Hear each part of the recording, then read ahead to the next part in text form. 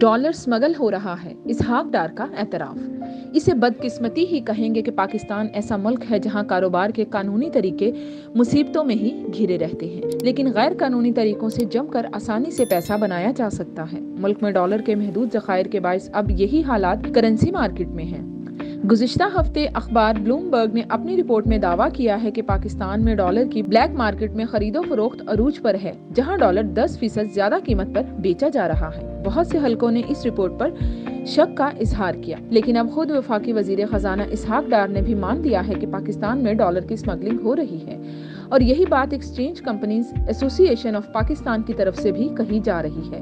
ایسوسی ایشن کے جنرل سیکرٹری غیاث پراجا کہتے ہیں کہ حکومت نے ایکسچینج کمپنیز پر سخت پابندیاں لگا دی ہیں، جس کی وجہ سے اوپن مارکیٹ ڈالر کی پبلک ڈیمانڈ پوری نہیں کر پا رہی اور کسٹمر بلیک مارکیٹ کی طرف جا رہا ہے۔ پچھلے ہفتے اسٹیٹ بینک کی طرف سے ایکسچینج کمپنیوں کو اپنی ڈیٹا رپورٹنگ فریکوینسی بڑھانے کی ہدایت کی گئی تھی، تاکہ کمپنیز کی ٹرانزیکشنز پر زیادہ نظر رکھی جا سکے۔